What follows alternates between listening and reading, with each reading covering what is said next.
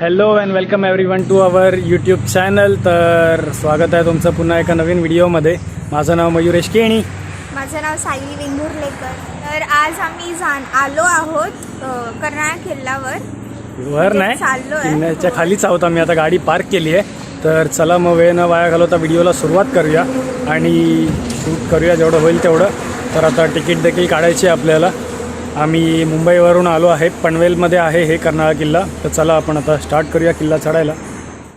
तर मित्रांनो, आमच्या चॅनलला सबस्क्राईब करायला विसरू नका व बाजूला असलेल्या बेल आयकॉनवर प्रेस करा, ज्याने पुढील व्हिडिओजचे तुम्हाला सहज नोटिफिकेशन मिळून जाईल.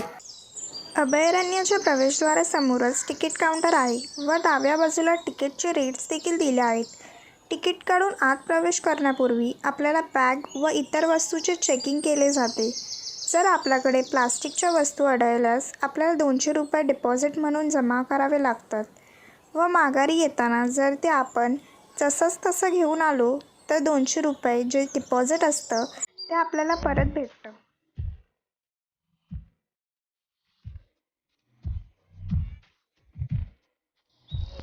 तर आमचे तिकीट काढून झालेली आहे आता. आणि आता आम्ही एंटर केलेलं आहे जस्ट एंट्री गेटमधून.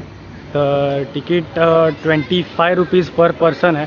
आणि जर कॅमेरा असेल तर त्याचे एक्स्ट्रा चार्जेस आहेत. आणि बाईक असेल तर 20 रुपीज पार्किंग आणि 4 व्हीलर असेल तर 50 to 100 रुपीज पार्किंग आहे 4 व्हीलरच्या साईजनुसार. तर आता आपण एक्सप्लोअर करूया. सेंच्युरीमधून एंटर केलं. आपल्याला जायचं डेस्टिनेशन आपलं आहे कर्नाळा किल्ला. तर चला मग आता चालू करूया आपण आपलं ट्रेक. तर इथे अभयारण्याचा नक्षा दिलेला आहे. तर या नक्षामध्ये कुठे मला आपल्याला जिथे जायचं आहे ते दिसत नाही आहे किल्ल्याचा मार्ग. तर आपण जाऊया चालत पुढे, बघूया कुठे आपल्याला रस्ता भेटतो काय. चला.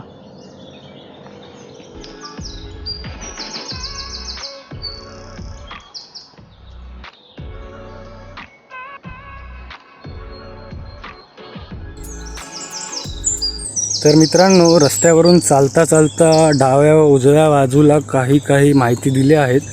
झाडांबद्दल, वनस्पतींबद्दल व पक्ष्यांबद्दल देखील माहिती इथे दिलेली आहे. ते लेफ्ट व राईट साईडला जे आपल्याला बोर्ड दिसत आहेत तर त्या बोर्डवरती तीच माहिती दिलेली आहे. प्रवेशद्वारापासून जरा आत आल्यावर आपल्याला डाव्या बाजूला एक बाल उद्यान लागतं. जर तुमच्यासोबत लहान मंडळी असेल तर बरंच आहे की त्यांना.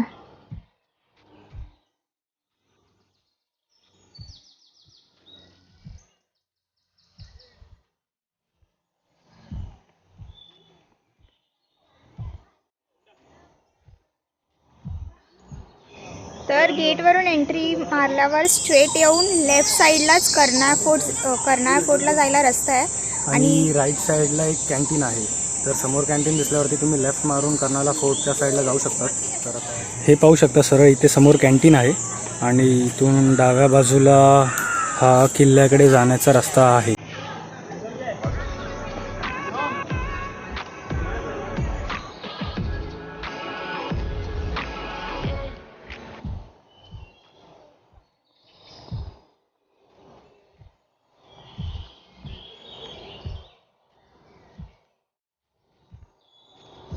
तर तुम्ही इथे पाहू शकता लिस्ट लिहिलेली आहे, bird spotted at Karnala bird सँच्युरी.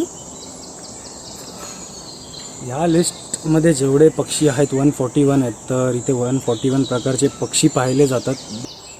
तर चला आपण आता होऊया पुढे. येता आम्हाला इथे आजूबाजूला पक्षी वगैरे पण दिसले, पण आम्ही त्यांच्याकडे एवढं असं गेलो नाही, कारण की आम्हाला किल्ला देखील चढायचा आणि आता गरमी देखील वाढली आहे. तर उन्हामध्ये किल्ला चढण्यापेक्षा जरा उन्हाच्या आधी चढलेलं बरं वाटेल आम्हाला, कारण की गरमीचा त्रास तर सगळ्यांनाच होतो.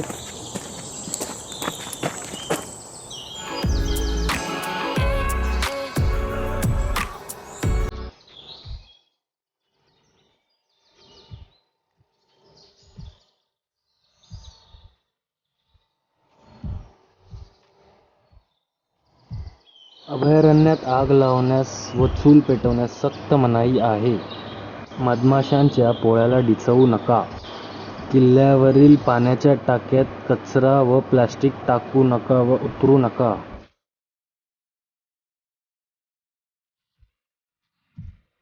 किल्ल्याच्या दिशेने जाताना बरेचसे झाडझुडूप व पक्ष्यांची किलबिलाट ऐकू येतो. असं वाटतं जणू कोणत्या तरी जंगलातच चालत होतो. बरेचशा किल्ल्यांना आम्ही भेट दिली, पण या किल्ल्याचं जरा अजबच. लांबून पाहिला तर अगदी लहान किल्ला, पण जसं जसं आम्ही पुढे वाटचाल करत होतो तसं तसं पायवाटा आणखीन कठीण होत होत्या. गड किल्ल्यावर चढण्याचा फारसा अनुभव नाही आम्हाला, पण जेवढ्या किल्ल्यांना आम्ही भेट दिली आहे ते क्षण मात्र अविस्मरणीय होते.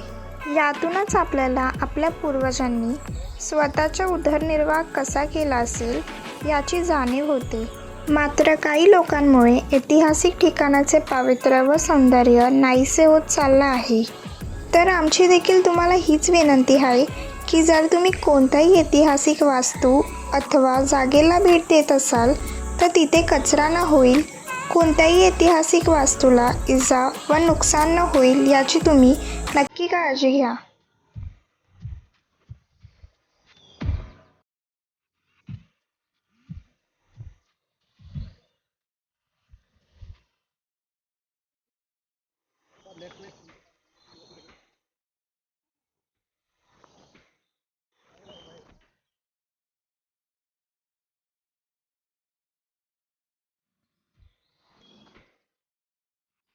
तर अर्धा किल्ला चढून झालेला आहे, अजून अर्धा बाकी आहे. पूर्ण थकलो आहे, घामामुळे खूप त्रास थकलो पण कारण होतोय. की अर्ध्यापेक्षा जास्ती होता तो रॉक पॅचच होता. तर आम्हाला इथे येईपर्यंत 45 मिनिट्स लागले, कारण की हार्डली 20 to 30 मिनिट्स लागतात. पण आम्ही व्हिडिओ वगैरे शूट करत आलो होतो, त्यामुळे आम्हाला 45 मिनिट्स पाऊण तास लागलेला आहे. तर इथे आमच्या पाठी तुम्ही आता पाहू शकाल. तर ते लोक थांबलेली आहेत इथे, ते पाठी आहेत ते. आणि इथे 60-65 वर्षाचे म्हातारे वृद्ध लोक देखील आहेत, 70 वर्ष 75 वर्ष. तर त्या लोकांकडूनच आपल्याला प्रेरणा घेतली पाहिजे आपल्याला एवढे गड किल्ले चढण्याची. त्यांच्याशी आपलं बोलणं झालं तर ते पण आम्ही दाखवू लवकरच. तर चला आता पुढे चढायला चालू करूया आपण.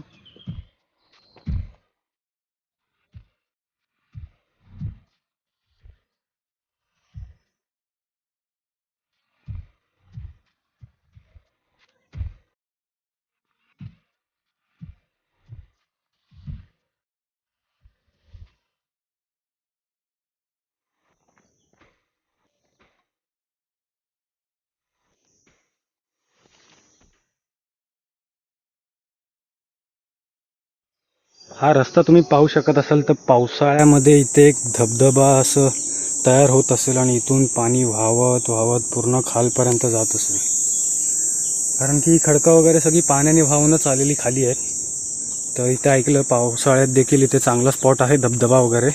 पण किल्ला चढणं खूप अवघड आहे, कारण की तुम्ही बघितलंच असेल पूर्ण रॉक पॅच वगैरे आहेत आणि सगळी माती वगैरे आहे. तर त्याच्यामुळे पावसाळ्यामध्ये खूप घसरणीचा इथे त्रास होत होईल.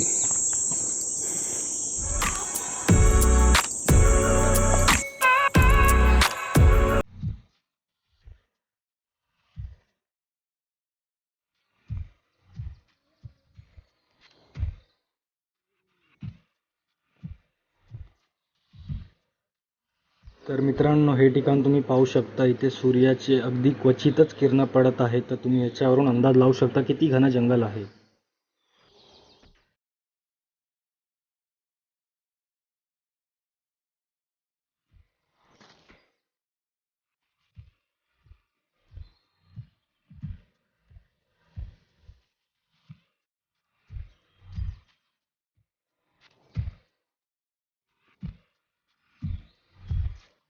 तर ही पायवाट तुम्ही पाहू शकता. जसं तुम्हाला सांगितलं कठीण पायवाट आहेत, तर इथे पाय मुरगळायचे व लचकायचे देखील खूप चान्सेस आहेत. तर तुम्ही काळजी घ्या येताना.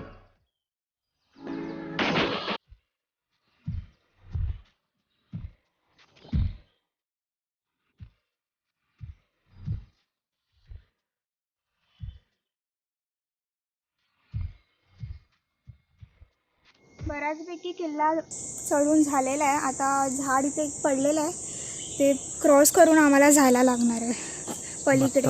मध्ये मागच्या वर्षी चक्री वादळ जो आलेला, कदाचित त्याच्यामुळे हे असं पडलेलं असेल, शक्यता असू शकते त्याच्यामुळे. बरंच असं इथे झाडं पडलेली आहेत, हे बघा तुम्ही पाहू शकत असाल.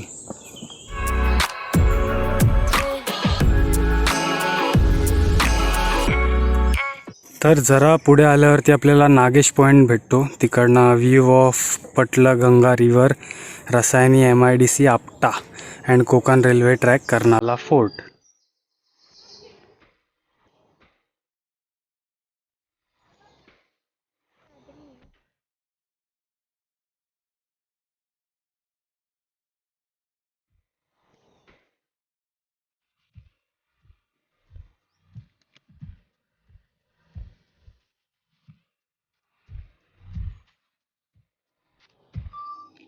आता आपण पूर्ण फॉरेस्ट पॅच करून आलो आहे वरती चढत. तर वाटलं होतं की तेवढंच असेल, तर आता इथे आल्यावरती आमच्या पाठी तुम्ही पाहू शकत असाल तो पूर्ण तिथपर्यंत चढायचं आहे. आणि ते ऑलमोस्ट 70 to 80 डिग्रीची स्लँट आहे. तर वरती अजून चढायचं आहे आम्हाला. आता मध्ये कसं थोडा अर्धा किलोमीटरचा स्ट्रेट पॅच होता, सरळ रस्ता होता, पण आता वरती परत चढायचं. तर चला आता कंटिन्यू करूया.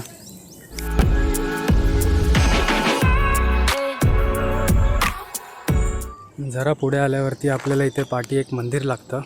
तर आता आपण मंदिरात जाऊन दर्शन घेऊया आणि पाहूया कोणत्या देवाचं मंदिर आहे.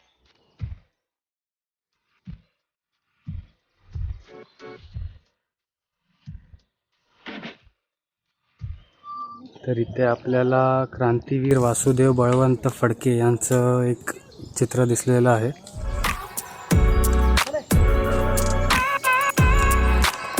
ह्या किल्ल्याचा तसा बराच इतिहास आहे आणि आत्ताच मला अशी माहिती मिळाली की हा किल्ला म्हणजे शिवाजी महाराजांच्या आधीपासून हा किल्ला आहे. आणि खूप जणांकडे हा किल्ला होता, जसं की पोर्तुगीज, ब्रिटिश, मुघल, आणि शेवटचा जो होता तो ब्रिटिशांकडे होता किल्ला. आणि त्यानंतर तो भारत स्वतंत्र झाल्यावरती तो आपल्या ताब्यात आला. शिवाजींनी देखील हा किल्ला विजय केलेला. त्यानंतर मुघलांनी ताबा केला. असंच पोर्तुगीज वगैरे बरेच जणांनी ह्या किल्ल्यावरती ताबा केलेला होता.